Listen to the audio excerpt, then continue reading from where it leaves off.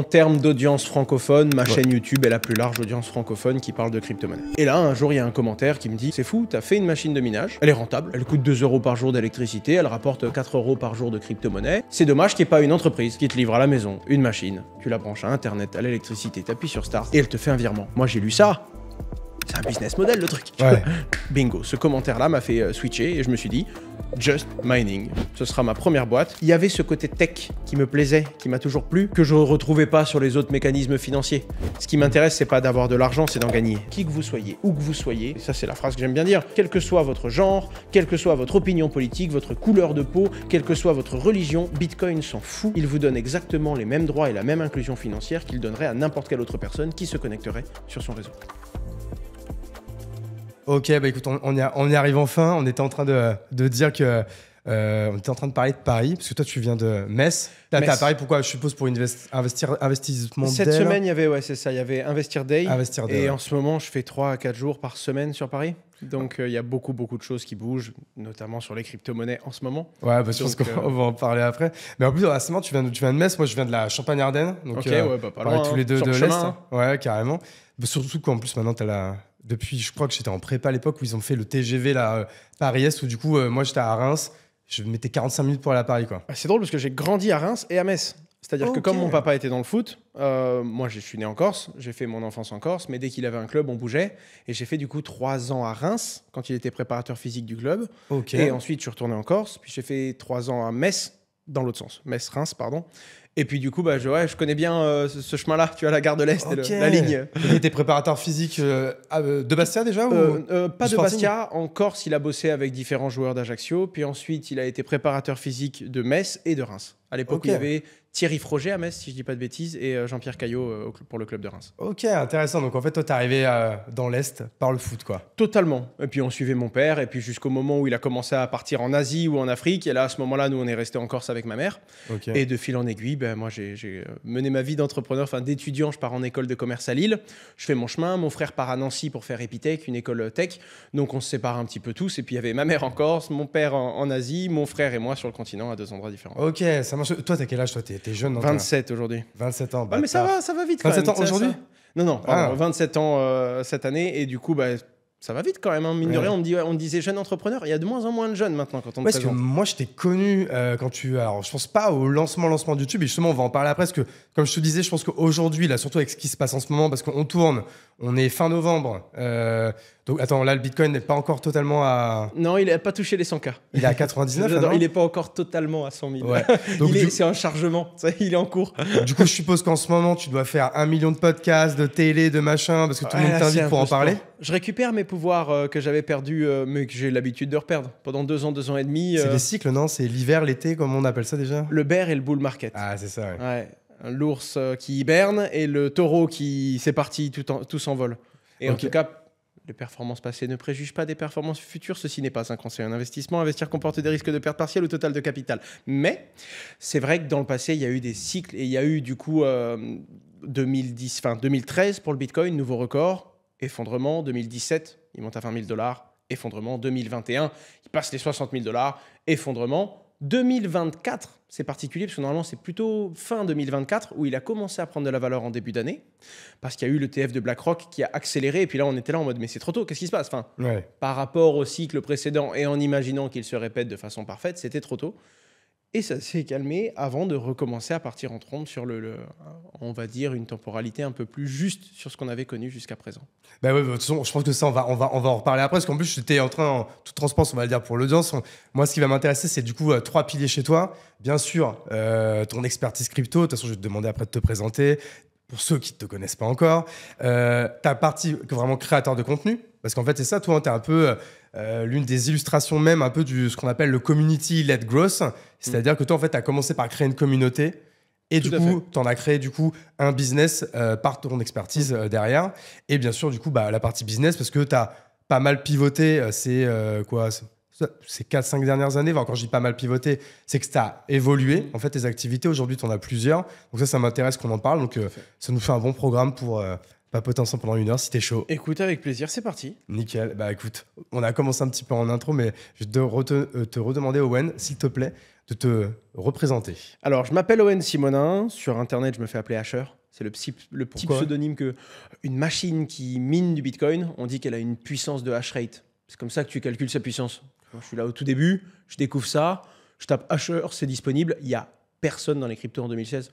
Quand je dis personne, évidemment, il y avait un peu de monde, tu vois, mais enfin, par rapport C'était à pas aujourd'hui, mainstream encore. il y avait littéralement une association, le Cercle du Coin. Ouais. Il y avait un forum avec 200-300 personnes qui parlaient. Fin. Ouais, ok. Et d'ailleurs, je vais même te dire, c'est un YouTuber qui m'a donné envie de m'intéresser au Bitcoin. Je suis incapable de retrouver ni son nom, ni ses vidéos. Ah putain, c'est chaud. Donc, il y avait vraiment que dalle, quoi. Il y avait 2-3... Au niveau francophone, il y avait 2-3 créations de contenu. Et donc, je me Mais suis c'est-à-dire que lancé t'as là-dedans. même pas 20 ans, donc, du coup, à l'époque. À l'époque, la première vidéo que je regarde et qui m'intéresse vraiment, je suis encore étudiant. Et là, on doit être en 2016. Ouais, ok. Fin 2016. Ouais. Ma première vidéo, je crois que je l'ai upload fin 2016. Ouais, t'as quasi 20 piges, quoi. C'est ça, exactement. Ouais. Je vais avoir mes 20 ans. Et puis après, tout de suite, je commence à développer ma communauté parce que tu te sens un peu seul. Tu sais, quand tu parles de Bitcoin au début, ça intéresse personne et tout. Donc là, je commence à développer ma grande communauté de 100 ou 200 personnes, des gens qui étaient au moins aussi fous que moi.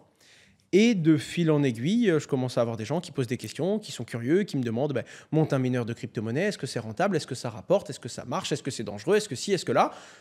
Et là, un jour, il y a un commentaire qui me dit c'est fou, tu as fait une machine de minage, elle est rentable, elle coûte 2 € par jour d'électricité, elle rapporte 4 € par jour de crypto-monnaie. Moi, j'ai les moyens de l'acheter. Par contre, j'ai pas les moyens de passer 20 heures comme toi à bidouiller une machine, mettre une carte graphique, changer le logiciel, passer de Windows à Linux et tout.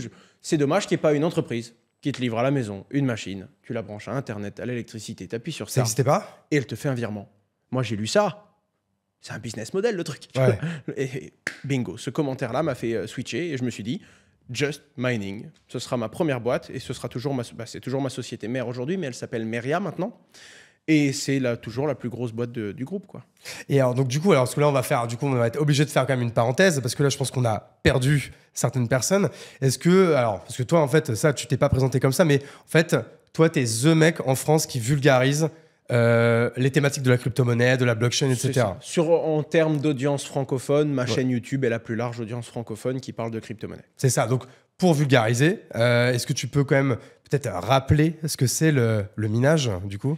Alors, les crypto-monnaies, du coup, sont des monnaies numériques qu'on appelle crypto-actifs pour être conforme, on va dire, au glossaire de l'autorité des marchés financiers. Mais pour faire simple, qu'on embrasse.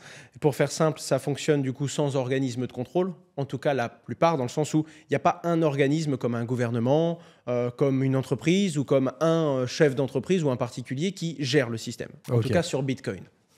Et donc, il faut quand même un système qui vient vérifier le fonctionnement, vérifier que quand tu es 5 Bitcoins, tu n'en dépenses pas 8 parce que tu peux pas, vérifier qu'il n'y ait pas quelqu'un qui imprime des Bitcoins dans son coin, vérifier, en fait, tout simplement la consistance de tout ce modèle, sa sécurité.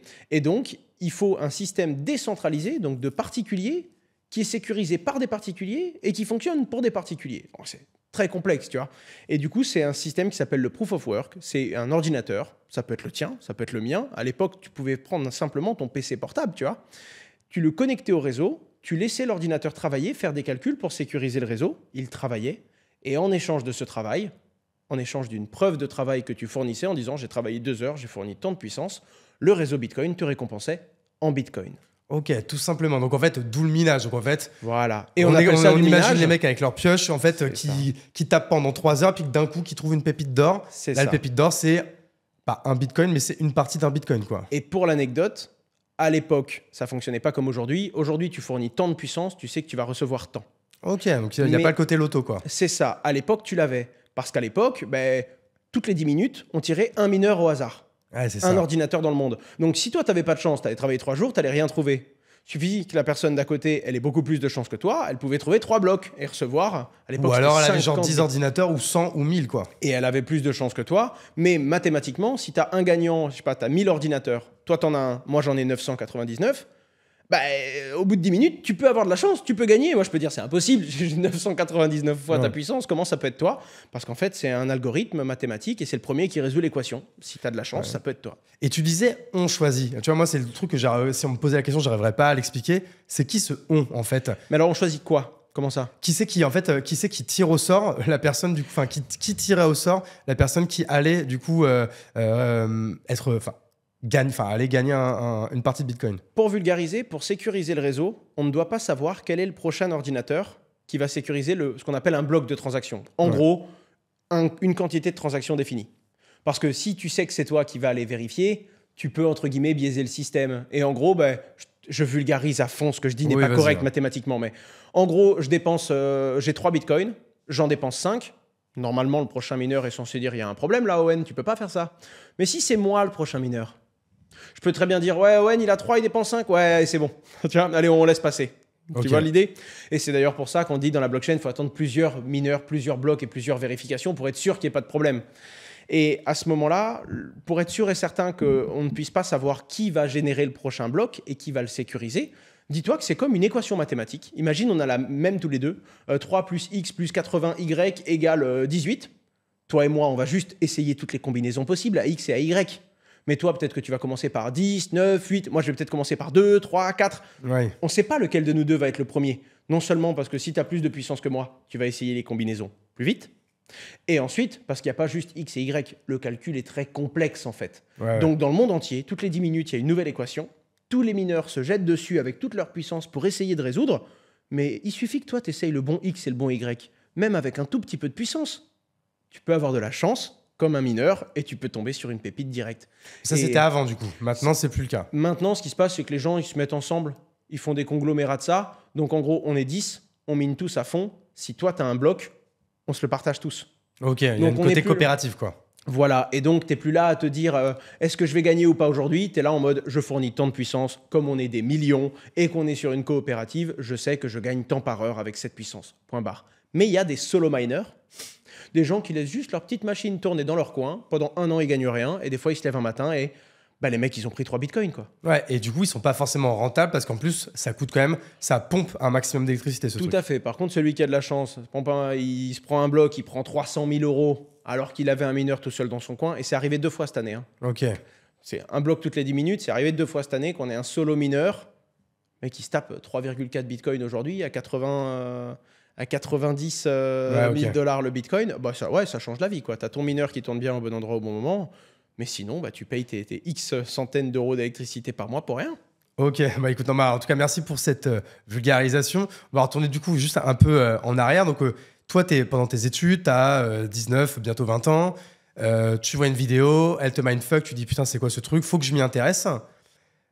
Tu fais vite le switch de dire ok, le sujet maintenant m'a bien intéressé, j'ai lu plein de choses dessus, j'ai envie d'en faire des vidéos, j'ouvre ma chaîne YouTube. Je suppose que ça se fait pas comme ça. Le storytelling parfait te dirait que j'avais des convictions sur la limite monétaire du monde, de l'euro, du dollar, du fonctionnement de... C'est pas vrai. C'est pas vrai. Au début, ce qui m'excite, moi, c'est que je viens du numérique. J'ai toujours été dans les jeux. J'ai monté des serveurs de jeux vidéo. J'ai vendu des valeurs virtuelles contre de l'argent réel. Je jouais à World of Warcraft. Je dupliquais des pièces d'or sur des serveurs privés. J'avais lu un truc comme ça. T'avais créé on appelle pas ça un réseau, on appelle ça un... J'avais créé mon propre serveur sur Minecraft, ouais. Un serveur avec genre plus de 100 000 personnes. C'est ça, un peu plus de 100 000 joueurs et un staff d'une 40aine de personnes. C'est ma première vraie grosse expérience de management, de gestion, de revenus, où j'avais des dépenses récurrentes, des choses à couvrir, etc. Mais donc, je viens de ce monde-là. Ouais. Je rentre en école de commerce. En parallèle de ça, EDEC Business School, tout à fait, BBA. à Lille. BBA. Ça, c'est pour faire genre que j'ai un peu bossé le truc et tout, tu vois. Mais ouais, non, c'est ça, c'est l'EDEC au BBA. Du coup, je vais à Lille parce que je voulais partir loin de la Corse parce que sinon, tu retournes voir ta copine les week-ends, sinon tu veux rentrer à la maison. Puis c'est quand même 2 mondes très différents, tu vois. Donc là, il fallait que je me dis, allez, je mets tout dans ma petite voiture. On y va, c'est parti. Je regarde pas derrière. Je donne tout. Premier stage dans la boîte de mon frère. Et là, je croise un de ses associés, qui est l'un des cofondateurs de ma boîte d'ailleurs, qui est un tech qui me dit, mais toi, tu t'intéresses au point. Tu vendais des points numériques, des pièces d'or, des cochons sur Minecraft contre des codes audiotel, tu sais, 3 € la minute, etc. Et il me dit, tu sais même pas ce que c'est Bitcoin. Un point numérique, infalsifiable, techniquement, c'est une œuvre d'art, quoi. Et en plus de ça, le truc est induplicable. Induplicable. Je vais en prendre un, s'il a une vraie valeur, je vais le dupliquer, je vais le revendre. Je m'intéresse à ça, je me dis, il y a un glitch. C'est numérique. Infalsifiable, quelque chose de numérique infalsifiable. T'as déjà vu un PNG que tu pouvais pas dupliquer, toi? Ouais. Du coup, je me dis, bon, je rentre à la maison, je me penche dessus. Et là, tu lis un peu et tu comprends que non, tu vas rien faire du tout. En fait, tu sens que là, il y a une sorte de révolution qui se passe. Et là, tu te dis, comme en fait, dès qu'il y a quelque chose de gros qui arrive au début, tu te dis, putain, je vais en être. Je veux faire partie des premiers ou tu sens le truc ou c'est quoi? C'est de la naïveté, c'est de la chance? Il y a de l'excitation parce que j'ai ce côté financier qui me plaît, qui me titille. Et ensuite, il y a ce côté, j'avais vu beaucoup de points, j'avais beaucoup bidouillé, je fais beaucoup de social engineering sur comment ça peut marcher, comment je peux essayer ça, je peux bugger, Là, je regarde le truc et je me dis, mais ils ont créé un truc numérique inviolable. J'avais jamais vu ça. Ok. Peut-être que j'avais pas les limites techniques aussi pour le comprendre, mais je me dis, je n'avais jamais vu ça. Et j'ai essayé des petites bidouilles et tout, puis après, je me renseigne, plus je creuse, plus je dis, ah, le truc bien fait. Puis le minage, comment ça fonctionne? Comment est-ce qu'on peut être sûr de ne pas savoir qui est le prochain? Et si le prochain, il arrive à tricher, ben comment celui d'après corrige le prochain? Et comment est-ce que tu partages ça à tout le monde? Comment est-ce que finalement, tu peux créer une monnaie qui est contrôlée par personne? Et si quelqu'un arrive à jour à la contrôler, eh bien, automatiquement, comme tout est transparent, ce monde va s'effondrer. Donc en fait, c'est simple, même le pire des requins, même le pire des hommes, même avec la pire des volontés, n'a aucun intérêt à devenir le maître de Bitcoin. Parce que s'il devient le maître de Bitcoin, comme ça reste transparent, tout le monde va le voir. Et s'il y a un maître, tout le monde va vendre ses bitcoins, plus personne n'en voudra. Donc c'est un jeu où ce n'est pas rentable économiquement d'en abuser. Hello, je m'appelle Hugo Benz, entrepreneur depuis plus de 10 ans, créateur de contenu et surtout passionné d'organisation et de productivité. Aujourd'hui, je veux partager avec toi la formation la plus complète du marché francophone sur l'organisation et la productivité. Je l'ai appelée la Bible de l'orga. Il y a 6 ans, je vivais un vrai chaos. Tout semblait m'échapper. Jusqu'au jour où j'ai compris que la clé n'était pas de gagner du temps, mais d'arrêter d'en perdre. Depuis, j'ai structuré ma vie autour de cette idée et j'ai littéralement changé ma façon de travailler et de vivre. Ça fait maintenant 3 ans que je partage quotidiennement mes itérations, mes progrès, mes échecs sur les domaines de l'organisation et de la productivité, que je les partage avec vous sur LinkedIn, via mes newsletters, en podcast.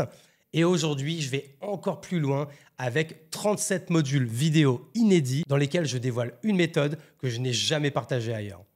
Une méthode qui fonctionne pour moi, pour mes employés et pour les dizaines de CEO que j'ai eu l'opportunité de coacher. Cette formation, c'est bien plus que des hacks, c'est un véritable système. Parce que tu le sais, les amateurs ont un objectif, mais les experts ont une méthode. Et je vais t'apprendre à créer la tienne. En suivant cette formation, tu vas rapidement reprendre le contrôle de ton temps, pas seulement pour moins travailler, mais surtout pour être libre. Libre de choisir ce qui compte vraiment pour toi.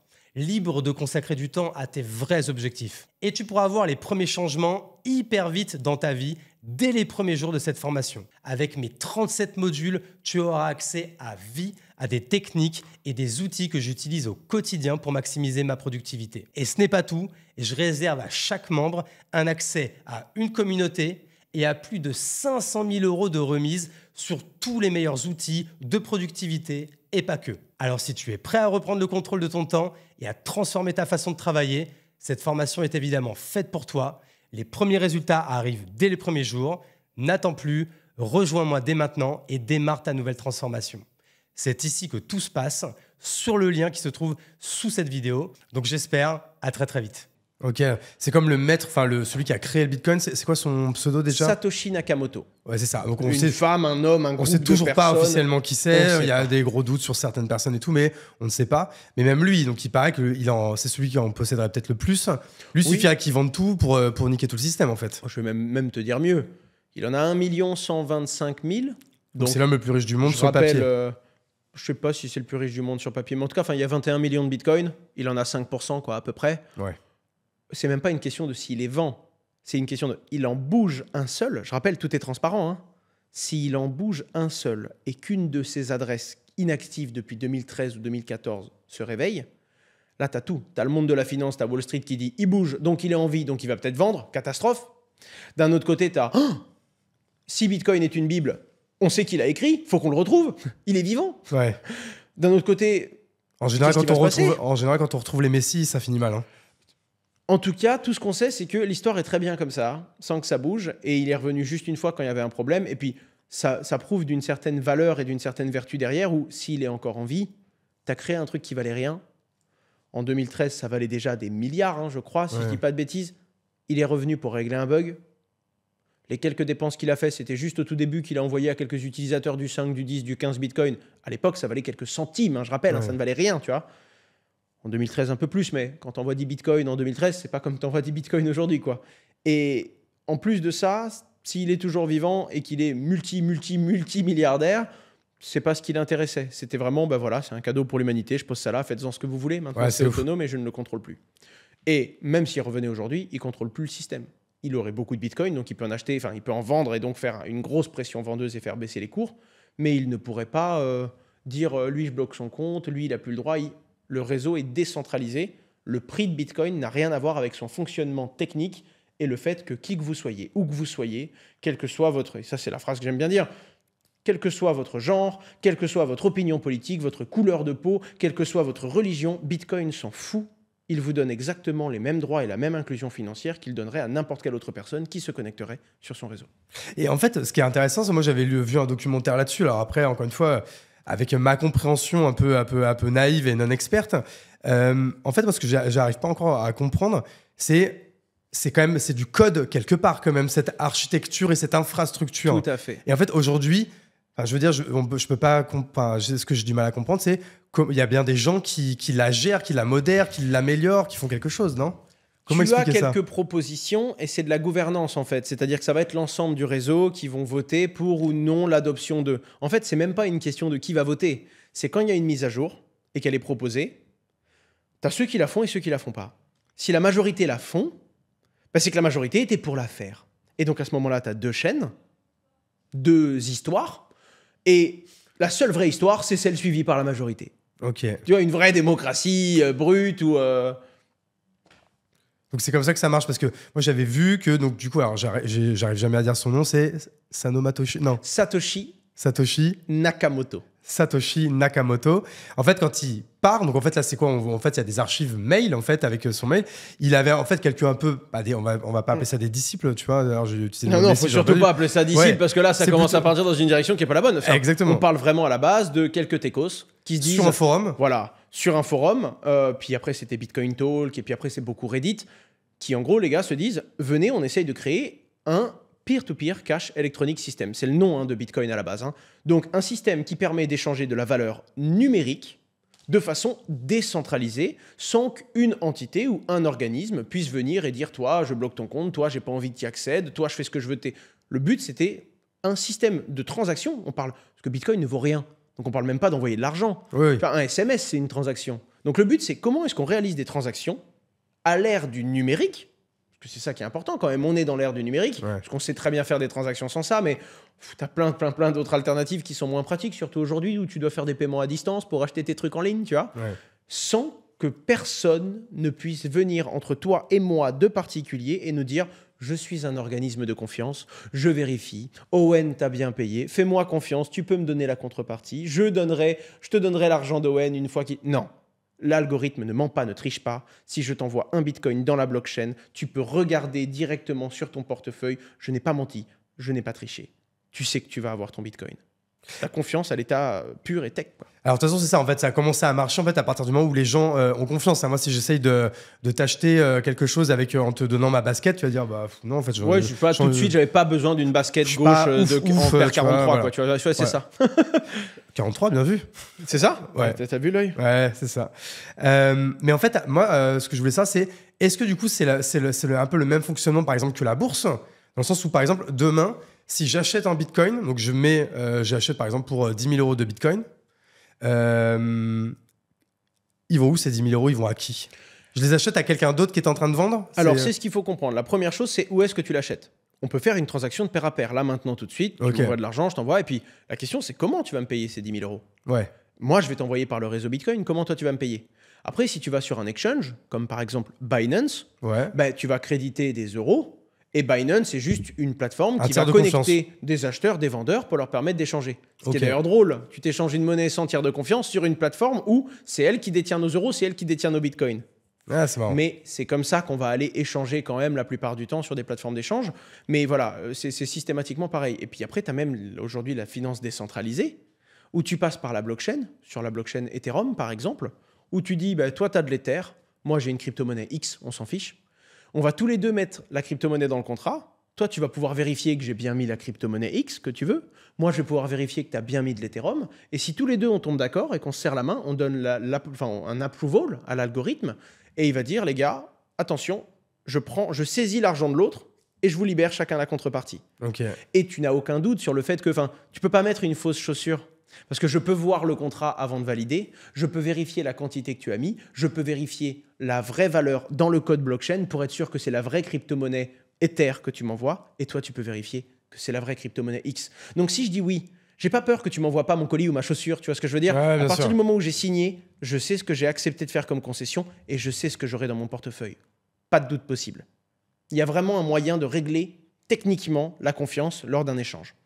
Et encore une fois, on prend un exemple de monnaie d'échange parce que c'est facile pour les gens de se l'imaginer. Mais pareil, je peux t'envoyer un texte en étant sûr que seul le propriétaire de ton adresse pourra lire le message que j'ai envoyé. Tu vois, c'est plus genre j'envoie un message, on passe par WhatsApp, il y a peut-être quelqu'un dans le tuyau qui t'écoute, et puis si tu dis un truc privé, peut-être qu'il y a une fuite de données sur des... Non, là, je t'envoie un message sur une adresse, je sais qu'il n'y a que toi qui le recevras à jamais, et si toi tu meurs, ben, personne d'autre ne pourra le lire, parce qu'il est conservé par la blockchain et par un algorithme de confiance qui me valide la personne avec qui je réagis et la personne avec qui j'interagis, pardon, et les droits que tu auras sur ce que je t'ai envoyé. Ok, bah écoute, en tout cas, merci pour toutes ces indications. On y reviendra après. Du coup, si on revient sur toi, tu commences à t'intéresser au sujet. Est-ce que donc, du coup, très vite, tu te dis, vas-y, je vais créer une chaîne YouTube et je vais faire des vidéos où je vais vulgariser le sujet. Est-ce que ça se passe comme ça ou tu te rappelles la première Totalement. vidéo que tu fais ou Ma première vidéo, c'était mon logo.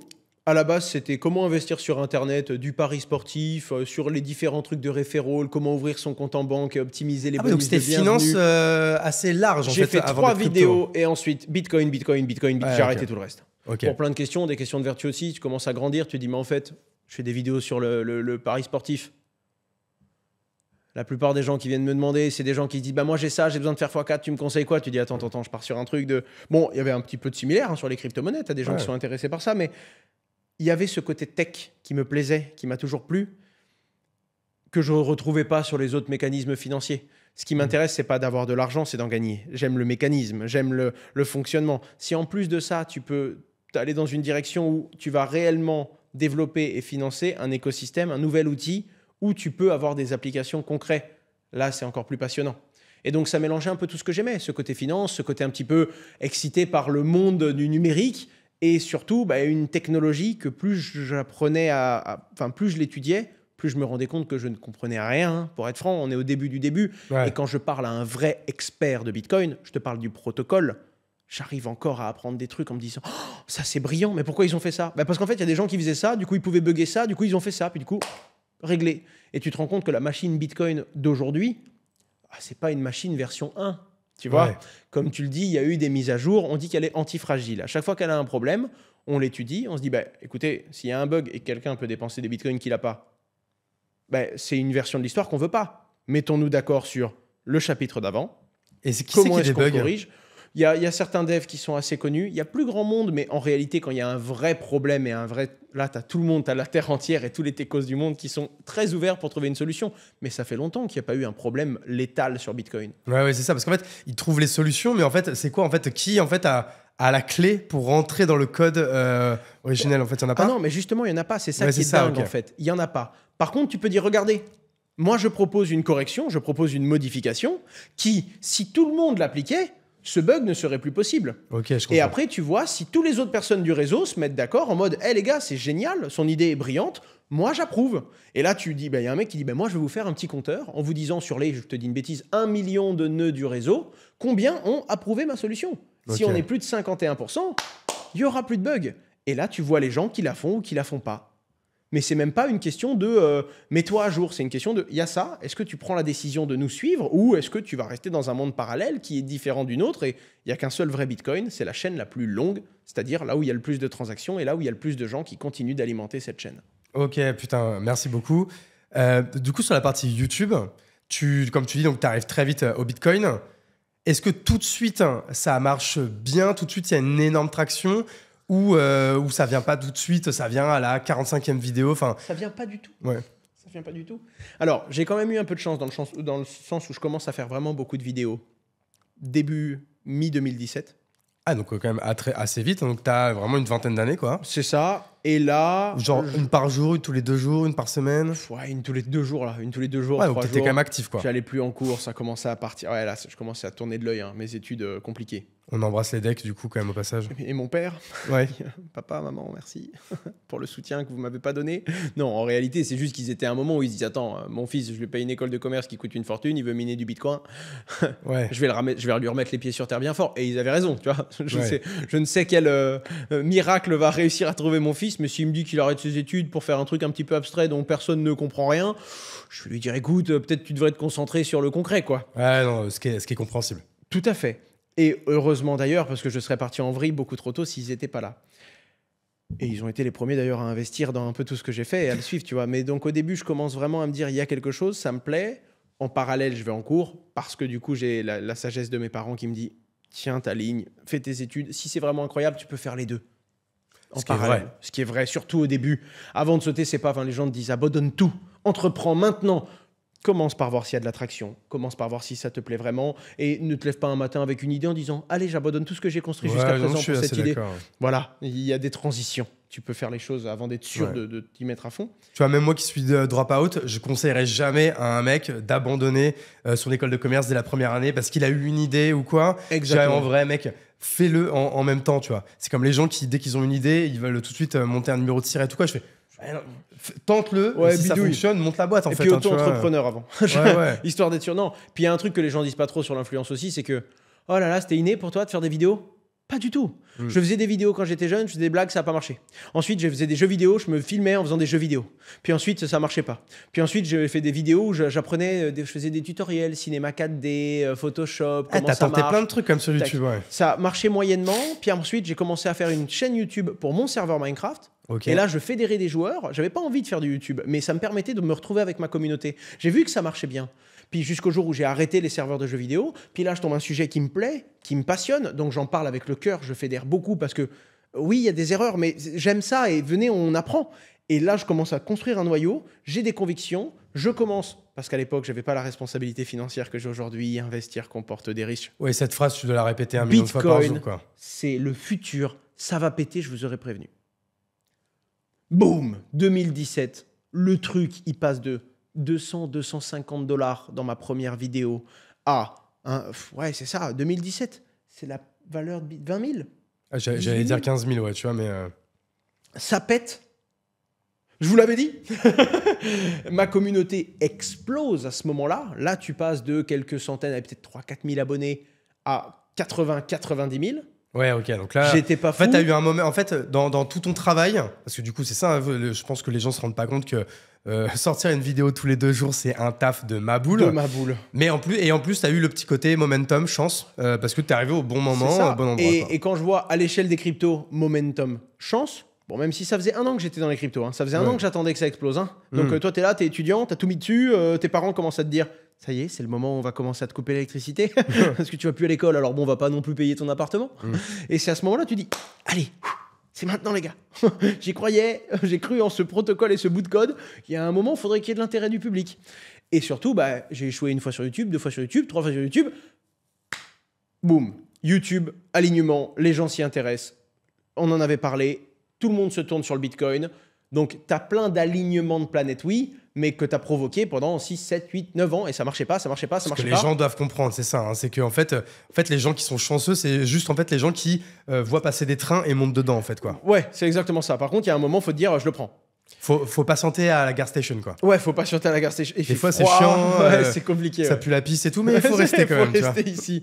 Il y a des moments, ça pue particulièrement la piste quand tu Ouais, tentes carrément. des choses. Hein, parce que, mine de rien, les gens voient pas tous ces échecs, ils veulent même pas en entendre parler. C'est ça, on est d'accord. Donc du coup, là, 2017, bon bah, du coup, sur YouTube, ça décolle. Toi, vraiment, tu commences à avoir vraiment ta communauté. En plus, bah, je suppose qu'en plus, la communauté crypto, surtout en mode early comme ça devait être hyper engagé. Enfin, ça doit être hyper quand même galvanisant. Financièrement, du coup, bah, je suppose que Ça va mieux. tu avais investi Après, un peu. Donc toi, t'as pris quoi? capital T'as pris de un petit base. x10 là, non? Ouais, mais j'ai pas tout mis dessus. Et Ouais. surtout, j'avais 3 000 € de côté. Hein, j'ai 19 ans. Hein. Oui, bah. Et 3 000 € de côté, franchement, j'étais solide sur les appuis. Hein. J'avais Ouais. des potes, ils étaient là, c'était au jour le jour la vie. Hein, tu Ouais. vois. Donc moi, j'étais là en mode oui, moi, j'ai une épargne. 3 000 et quelques euros, t'as pas grand-chose. J'y croyais très fort, très très fort. Donc j'avais même au moins 80%. Donc là, je commence à avoir un petit, ouais, j'ai mes 25-30 000 balles. Ouais. De Bitcoin, de quelques autres cryptos qui ont fait des plus gros multiples. Mais ce qui te permet en plus, du coup, ce qui te donne aussi le cash pour tester d'autres choses et du coup qui vient alimenter ton contenu derrière en plus. Totalement, totalement. Et puis, pour te dire, dans le même cycle, je rejoue beaucoup de ce que j'ai investi. Et je dis jouer parce qu'à l'époque, c'est pas de l'investissement. Hein. À l'époque, je suis là en mode, oui, ça c'est bien, ça c'est l'avenir. Oh, ils ont une bonne idée. 10 000. Je monte à 100, 150 000 balles très vite. Ah ouais, donc quand même, il y a quand même croissance YouTube, croissance du portefeuille quand même. Ah oui, Ouais. Et puis surtout, alors là, dans ma tête, 150 000 euros en quelques semaines. J'avais dit à tout le monde, on m'avait dit que j'allais me tromper, on m'avait dit que ça marcherait pas. J'avais raison, j'ai gagné de l'argent, ça a marché. Les médias s'y tournent, j'étais déjà là. Je commence à devenir un peu influent, en tout cas très influent. Un peu arrogant aussi, sphère, quoi, à ce moment-là ou pas? Alors, même pas arrogant dans le sens où j'étais plus con Pardon. que... C'est rien. J'étais plus con qu'arrogant dans le sens où j'avais monté ma boîte à côté. Il fallait que je livre les clients. Alors attends, du coup c'est intéressant, ça veut dire que là du coup tu commences à claquer sur YouTube, toi du coup pareil tu commences à avoir un petit peu d'argent, du coup tu montes directement une boîte, Alors, ce que en tu parallèle, disais en intro, la boîte de quand les crypto-monnaies explosent, on lance notre mineur au Ah même oui, moment. direct. Parce que ça faisait 6 mois qu'on était dessus. Alors, mon frère, qui est un peu techos, m'aide à faire la première bécane. Ses associés à lui m'aident à faire mon premier site. Vincent Leroy et Geoffrey Ekman, qui sont mes premiers investisseurs en temps, finalement. Parce que c'est les premiers qui sont venus en mode « Allez, on y croit, go !» Ouais. Et puis moi, je suis là en mode « Oui, on va faire une campagne sur Kickstarter. » Kickstarter, finance, tech, non. Une autre plateforme, c'était pas KissKissBankBank à l'époque, mais une autre, c'est de crowdfunding, non. Indiegogo nous disent oui. Ouais. On lance la campagne, 40 000 euros de vente la première journée. Puis en fait, on avait mal compris, remboursement, on vous suit pas. Et donc là, mon frère, il dit perdu pour perdu. On met un compte PayPal en perso, ton RIB, et on dit aux gens, faites des virements, on vous jure, on monte la société. Parce que là, les banques veulent pas de nous, mais avec de l'argent, elles voudront de nous. Et après, on vous jure, on fait les machines et on vous les envoie. Ok. Il fallait être complètement dingue. Franchement, je mets pas ma carte bleue, je faisais pas de virement moi. Mais j'avais ma commu. Et ma commu a payé. La commu m'a financé. Avec 100K et quelques, on a trouvé une banque, la Banque Populaire à l'époque, qui nous a vraiment en mode... on va vendre des ordinateurs. Ok, c'est tout. Hein. Ça, on s'est arrêté là sur le discours. Les mineurs de Bitcoin, c'était pas le moment BPCE à l'époque. On a un peu d'argent, on monte le compte, on obtient un cabis grâce à Michel Onfray, qui est un entrepreneur de la région de Moselle, qui est un ami à mon père de longue date et qui, lui, nous a littéralement des murs, des avocats, un cabis, une banque. Enfin, vite, ça décolle. Moi, je vous tiens le socle, la fusée, faut qu'elle parte, quoi.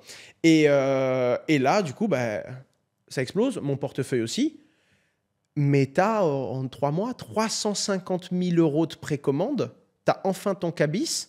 Et t'as 90 jours, je crois. Et comment tu fais pour produire ça, du coup c'est... Alors, très comment on simple. appelle ça moi, j'allais dire des ordinateurs de minage, mais c'est un nom, non? Des mineurs. Alors, c'était pas les mineurs de Bitcoin, on appelle ça des ASIC, parce que c'est en gros un type de calcul particulier avec des processeurs. Nous, à l'époque, c'est des mineurs d'Ether. Donc, ce qu'il faut, c'est des cartes graphiques, des GPU. On en entend beaucoup parler avec Nvidia aujourd'hui. Et donc, littéralement, on prend des bécanes et le but, c'est que la bécane consomme un minimum et qu'elle fournisse un maximum de puissance de calcul en GPU. Et c'était artisanal ou vous avez industrialisé le truc? Au début, artisanal. Ouais. Littéralement. Moi, je fais venir mon meilleur ami, Laurent Gradiani, qui vient de Corse, et puis lui, il est vraiment là, il monte des PC. Oui, c'est ça. C'est des mecs avec de l'étain, du machin, des petits processeurs. Alors, oui, mais nous, on est plus là en mode, littéralement, on va sur LDLC, on commande les trucs, on fait les boîtiers, trucs. Puis après, tu dis, mais les boîtiers... Tu fais du Lego, quoi. On peut dégager ça dans la carte graphique, ça ne nous intéresse pas. Puis on a de la place, on peut mettre 2 cartes graphiques.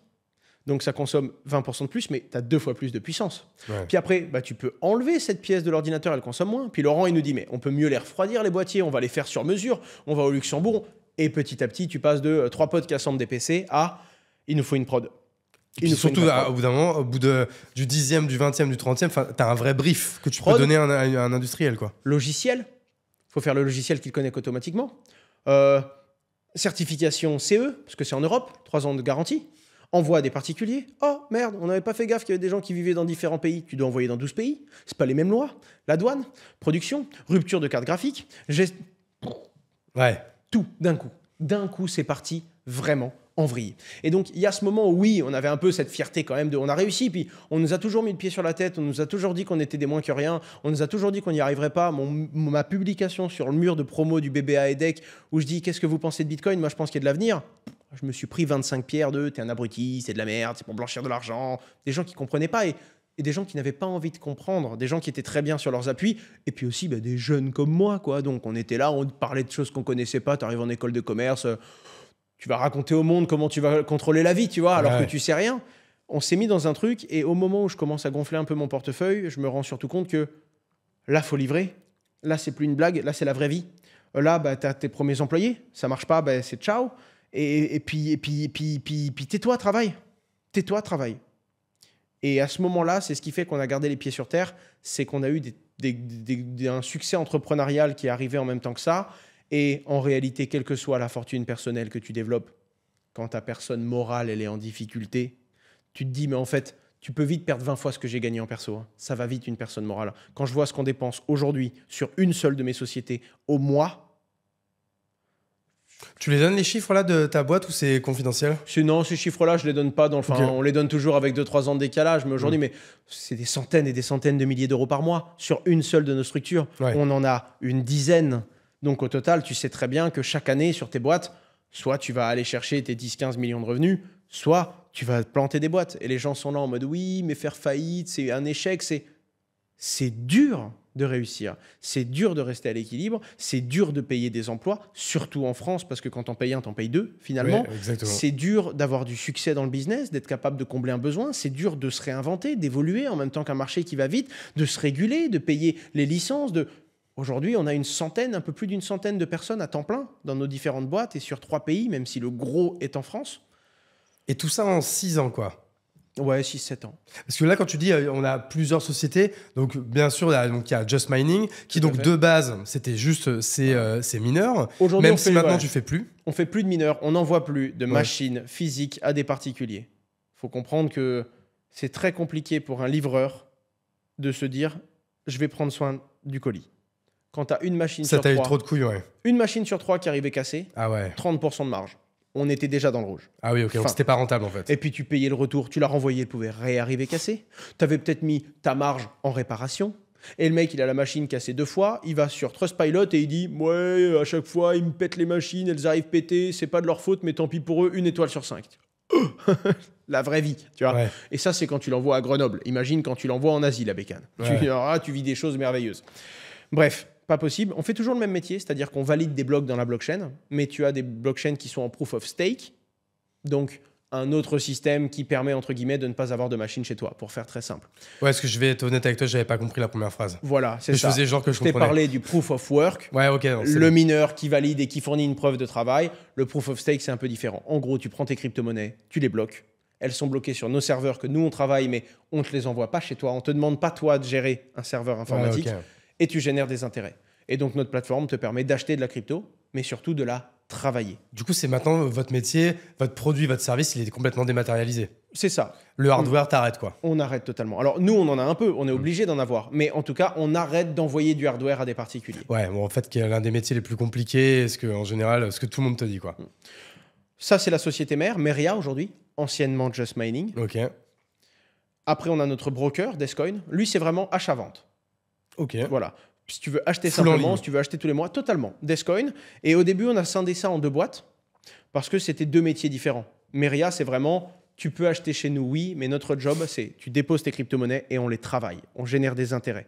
Je ne sais pas si l'Ether va prendre ou perdre de la valeur. Comme si tu étais un conseiller en patrimoine. Alors, c'est pas pareil. Un conseiller te donne des conseils. Là, tu as une plateforme, tu peux venir acheter et vendre. Gespat.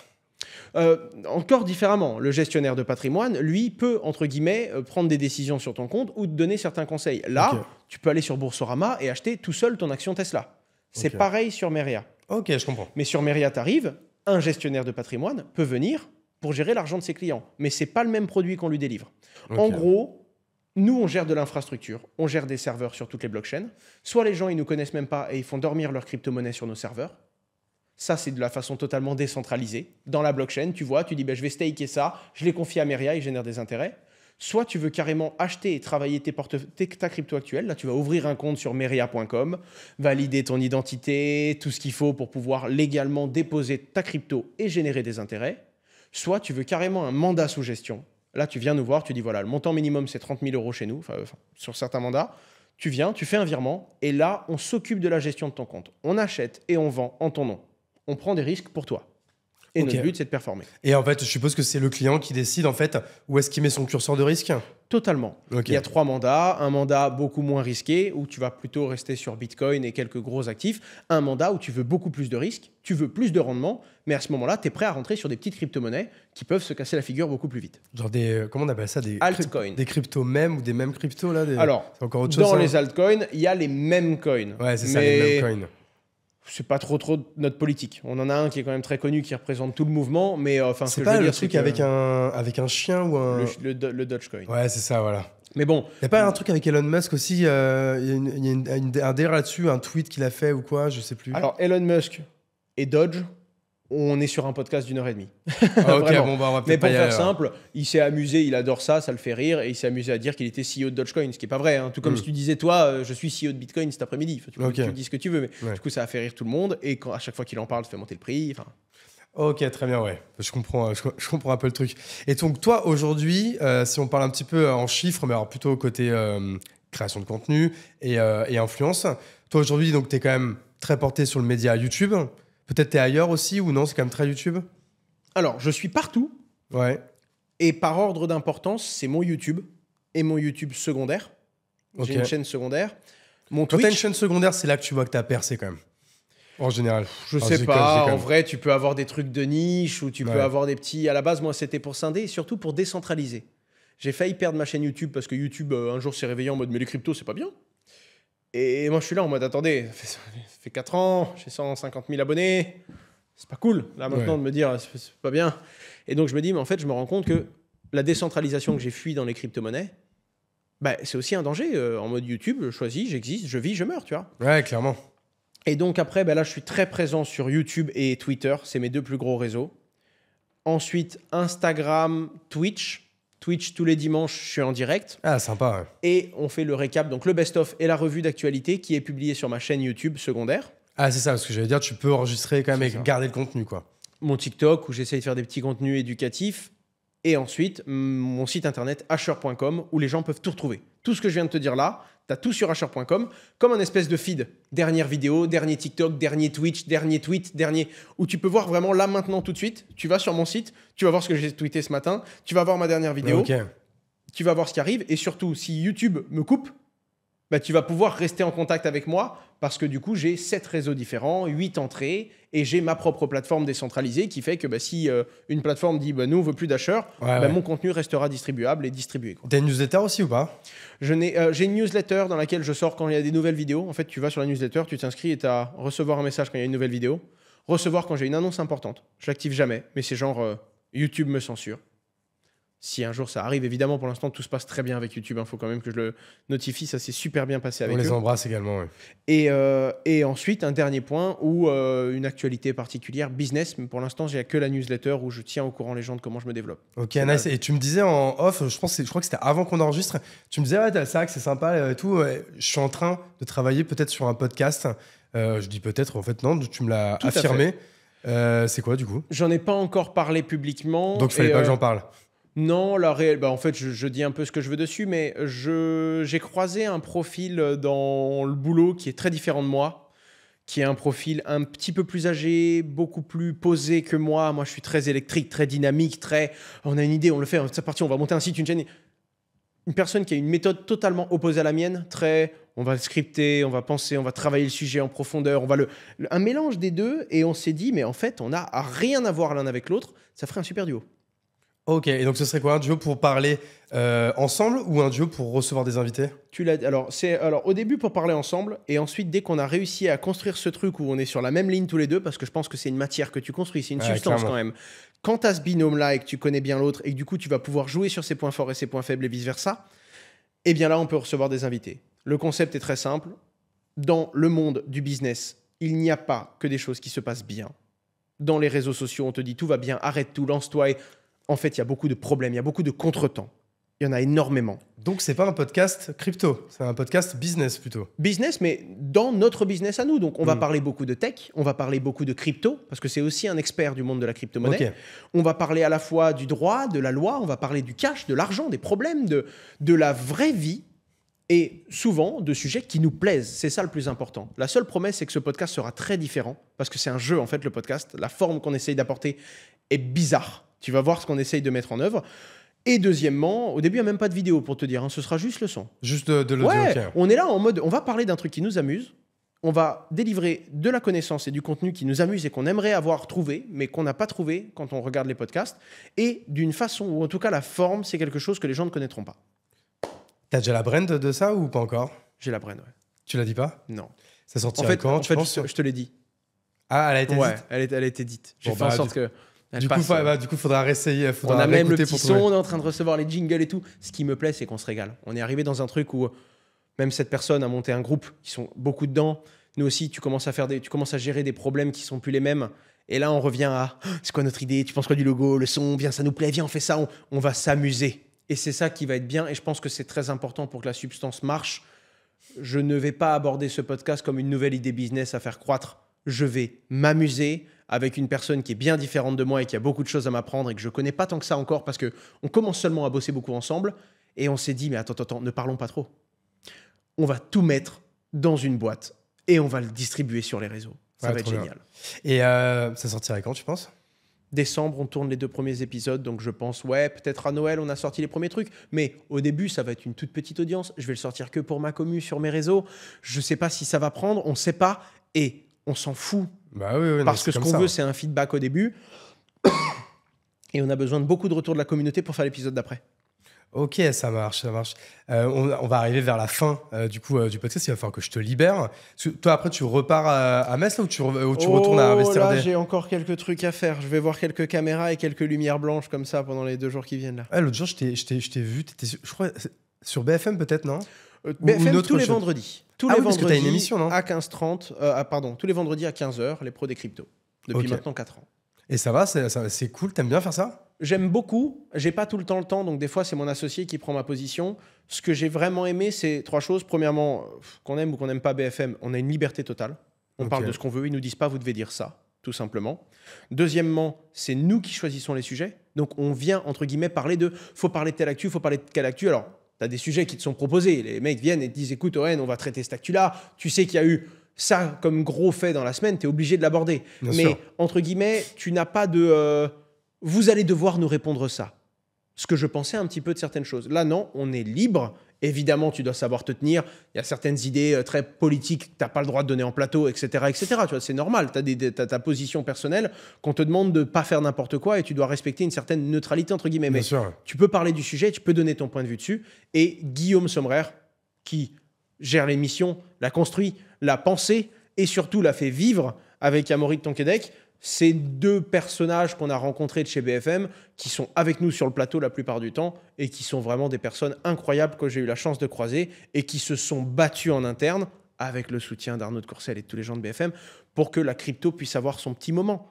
Petit qui est devenu beaucoup moins petit parce que maintenant il y a un épisode par jour, le Club Crypto, plus un gros épisode tous les vendredis et c'est devenu une chaîne à part entière, enfin un moment à part entière de BFM Business. Et ça, et donc toi, en fait, t'essaies d'y être tous les vendredis, du coup, à Paris, en direct Tout à fait. pour le faire ou c'est enregistré? Des fois à distance, des fois en direct. Ok. Mais en attendant, je suis toujours entre guillemets en direct, mais des fois à distance, parce que j'ai mon setup, etc. de YouTube que je peux mettre en direct. Je suis connecté avec le plateau et tu me vois à l'écran comme si j'étais en plateau avec eux. Mais, Ok, gaulerie. mais généralement, on essaye quand même d'être en plateau. C'est plus vivant. Tu as Ouais, une bien interaction sûr. qui est plus fluide. Tu pas de problème de son, tu pas de décalage. Non, parce que ça, je fais juste une parenthèse là-dessus. On parlait de studio, là, tu vois, on est chez Podspace. Donc toi, t'avais déjà fait leur studio apparemment qu'ils ont rue Montmartre. Là, on est du coup rue des Jeuneurs. Toi, du coup, tu t'es fait ton propre studio à Metz ou tu viens tout le temps à Paris pour tourner des choses? J'en ai à Metz, j'en ai au Luxembourg. On vient beaucoup à Paris. Je peux tourner un peu n'importe où. Et comme c'est pas vraiment un contenu illustré, c'est vraiment de la Ouais. discussion importante. Je le fais dans une chambre d'hôtel, il y a un canapé, tu fous une caméra en face de moi, j'ai un truc à dire, je le dis. Hein. Ouais, donc en fait, easy quoi. Ouais, c'est ça. En tout cas, je ne suis pas tant dans la forme que ça. Heureusement, j'ai Vega Management, ma prod derrière, qui m'apporte de la forme et de la structure que je n'avais pas. Mais la réalité, Qui est une boîte que à toi aussi? C'est mon manager depuis... Il est arrivé quand j'avais quoi? Peut-être 40 000 abonnés. On a monté une boîte ensemble, on s'est raté ensemble. À côté de ça, il montait mes vidéos lui-même pour me permettre d'avoir une prod.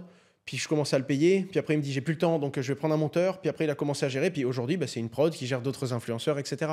Pareil, l'agence qui gérait mes facturations et mon contenu marketing, c'est la H Consulting, qui au début gérait juste moi, puis d'autres influenceurs, puis après d'autres influenceurs qui sortent même de la crypto, puis ensuite de la relation presse. Puis ensuite, ils ont commencé à faire des placements même avec la télé. Puis on a eu BFM. Puis on a commencé à faire des placements au cinéma. On travaille avec des partenaires à nous qui s'appellent Marc et Film qui font des placements. Qui sont hyper on a connus, placé un client crypto dans le dernier film d'Emilia Clarke, La Reine des Dragons de Game of Thrones. Puis là, maintenant, on commence à aller un petit peu plus loin. On est sur le point de faire des belles choses, je crois, de très belles choses avec eux, dans le sens où on a des bons films entre les mains. Et puis en fait, c'est devenu une agence de conseil, de stratégie et de communication. Donc on fait de la communication pure et dure, comment toucher mes clients. On fait de la com, strat, comment positionner le produit, parce que tu n'as pas les mêmes risques si tu es, je sais pas, un client à nous, Renault, et que tu veux adresser des gens dans le Web3, tu as un risque de réputation, attention à ce que tu vas dire et ce que tu vas faire, que si tu es une petite startup tech qui a du mal à expliquer simplement la complexité de son produit technique. Je comprends, ouais. Donc on va pas venir avec les mêmes outils, tu n'as pas les mêmes moyens non plus, on va pas t'accompagner de la même façon, et on va traiter peu de clients. On va essayer d'avoir entre 20 à 30 clients maximum, parce que tu peux pas en servir beaucoup bien, surtout quand c'est du temps homme que tu donnes. Et aujourd'hui, à la base, je le gérais. Puis Maxime Baron a pris la direction de cette société. Ils sont aujourd'hui 7, 8.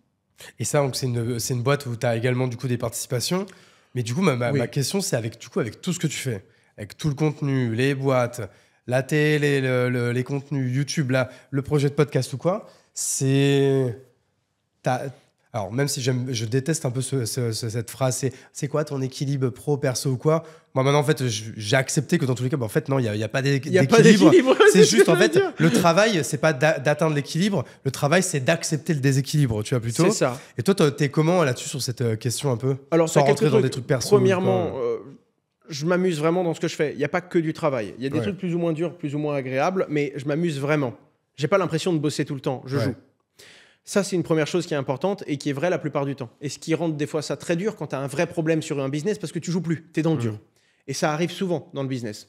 Donc, c'est ça qu'il faut avoir en tête. Premièrement, je joue beaucoup. La deuxième chose, c'est que j'ai pas vraiment d'équilibre pro-perso. Je peux pas me poser de façon stable avec quelqu'un. Je peux pas construire quelque chose, pas aujourd'hui. Mais je sais que ça aura une fin. Peut-être pas dans 3 ans, peut-être pas dans 6 ans, mais je ne veux pas faire ça à ce rythme-là toute ma vie. J'arrêterai jamais d'entreprendre, mais il y a entreprendre et être opérationnel au point que je le suis aujourd'hui. Ça, je ne veux pas. Et ensuite, tu peux quand même déléguer, tu peux vendre des sociétés, tu peux petit à petit céder certaines choses. Aujourd'hui, sur les boîtes où on est majoritaire, il y avait Meria, il y avait Descoin, il y avait Vivoca, il y a H Consulting, c'est nos 4 boîtes. Toutes les autres, c'est des boîtes où tu achètes 2, 3, 4, 5%, 10% de la boîte. Ma production, je suis actionnaire minoritaire et je ne veux pas être responsable de ça, tu vois. Bien sûr. Parce qu'au début, tu veux plus être partout tout le temps. Non, c'est bien qu'il y ait un responsable, c'est bien qu'il y ait un CEO, c'est bien que ce soit pas toi. Et petit à petit, on donne du capital à nos employés, on donne du capital à nos collaborateurs. Et un jour ou l'autre, c'est soit eux qui reprendront le flambeau, soit des établissements financiers, des externes qui viennent, qui rachètent tout ou partie de la structure. Et petit à petit, quand ça ne m'amusera plus, je sortirai. Et je pense que c'est le plus important. Il faut être capable de dire stop en mode « ce n'est plus un plaisir. Aujourd'hui, je veux vivre à côté, il me faut plus de temps. Plus de temps, c'est plus de bande passante, je dois l'acheter et donc je dois vendre une partie de la responsabilité. » Et au niveau de ce podcast, pour être franc, c'est un jeu. Je suis avec un partenaire qui connaît bien mon rythme, donc il sait dans quoi il... Parce que, ça marche, ouais. Ouais, puis c'est tout simplement une personne qui fournit un service essentiel à notre développement aujourd'hui chez Meria et chez Descoin. Donc c'est quelqu'un qui nous connaît bien. Et puis surtout, je lui ai dit, écoute, moi je veux bien, mais en plus de ça, j'ai une certaine audience, donc on sait qu'on va partir avec un peu d'énergie au début sur notre podcast. Mais surtout, je ne pourrai jamais faire passer ça en premier plan, t'en as conscience, quoi. Et donc à partir du moment où il le sait... S'il me dit, ouais, on doit tout arrêter pour focus sur le podcast, je vais dire non, je sais très bien qu'on a d'autres choses. Donc, c'est une personne qui sait tout ça. Donc, tu finis par bosser avec des gens qui te connaissent, qui savent ce que tu veux, ce que tu ne veux pas, ce que tu peux, ce que tu ne peux pas.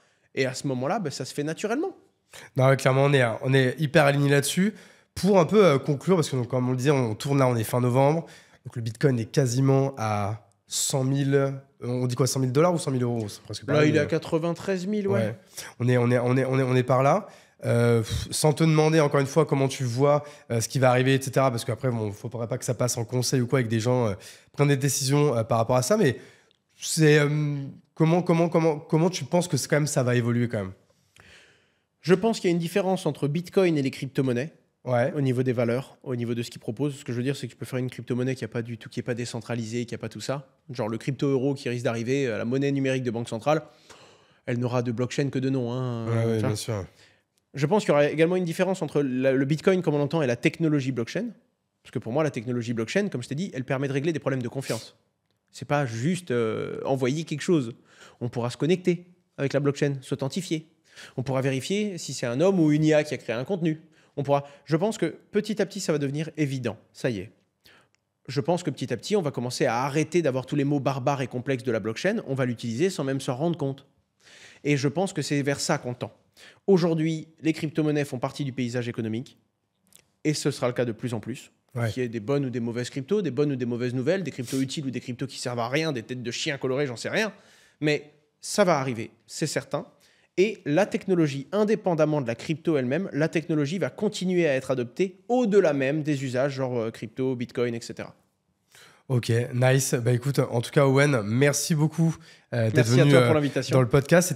J'ai pris une petite masterclass, parce que moi, encore une fois, il y a encore plein de choses. En fait, je pense que, tu vois, je comprends, je le sais, mais j'ai du mal, en fait, Non, en fait, je dis ça, je dis que je le comprends, mais en fait, non, je le comprends pas vraiment parce que j'aurais du mal à l'expliquer. Donc, après, où tu peux pas expliquer quelque chose, c'est que tu l'as pas forcément 100% compris, quoi. Non seulement tu as ça, puis tu as le truc où il y a 2-3 éléments un peu barbares, tu as besoin de les éclaircir tous, et à un moment, tu fais un « Ah, c'est pour ça qu'ils font ça !» Et là, boum, tu vois, tu as ce truc qui se débloque d'un coup, mais ce n'est pas compliqué. Il faut avoir envie de le faire. Les parallèles, on peut les prendre. Il y a des choses compliquées dans la blockchain, mais c'est très intéressant si ça nous amuse un petit peu, si ça nous titille. Non, mais tu sais, c'est un peu comme la gestion d'une boîte avec la fiscalité. Franchement, au début, on comprend rien. Et un jour, il y a un mec ou il y a un comptable qui se dit, bah écoute, en fait, c'est pas compliqué. Il prend une feuille de papier, il te fait des ronds, il te fait des flèches, il met des chiffres et tu dis... expérience personnelle, ça. Ah, mais complètement expérience personnelle. Jean-Michel Artier, du coup, que j'embrasse, mon expert comptable, AJM, conseil, que je vous conseille, du coup. Et même, je me rappelle, tu sais, à la fin, même, tu sais, très timidement lui dire...